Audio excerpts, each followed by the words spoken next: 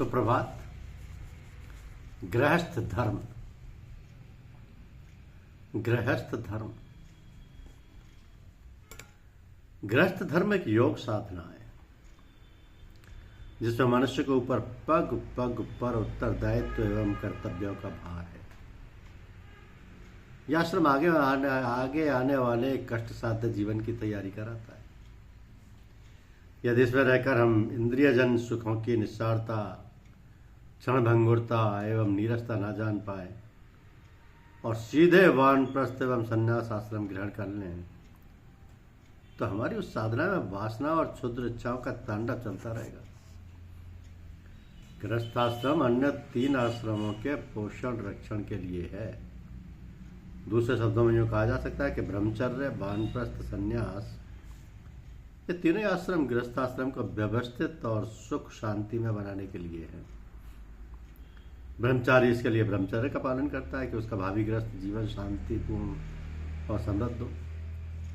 वानप्रस्थ और सन्यासी लोग लोकहित की भाव साधना करते हैं, परंतु यह लोक या संसार का सुख प्रकट करने वाला गृहस्थ धर्म ही है।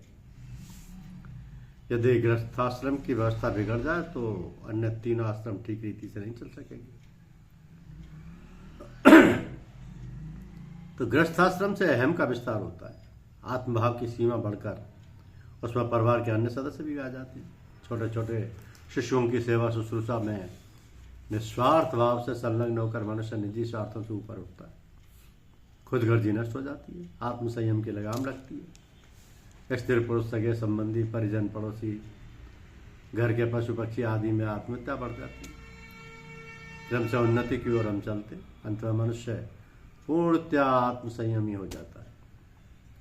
दूसरों के लिए अपने को भूल जाता है। खुद ही मिटती जाती है और खुदा मिलता जाता है। खुद ही मिटती जाती है और खुदा मिलता जाता है।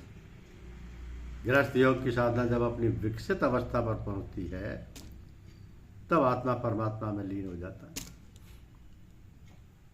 तो गृहस्थ धर्म हमें तुच्छता और संकीर्णता से महत्ता और उदारता की ओर ले जाता है। स्वार्थ का परिशोधन कर परमार्थ बना देता है।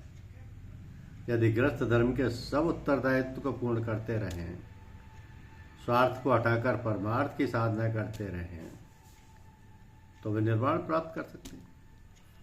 आत्मीयता की उन्नति का अभ्यास करने के लिए सबसे उत्तम स्थान अपना घर है।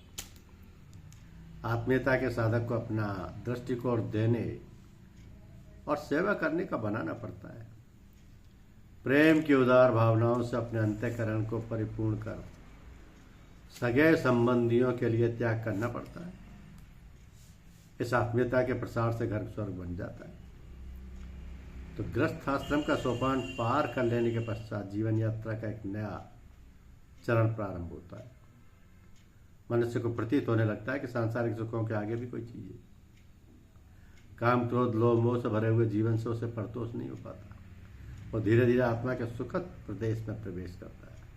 आत्मा का प्रदेश वो मंगल में संसार है जहाँ इंद्रियों की लोलुपता के आकर्षण और प्रलोभन नहीं है। धन्यवाद।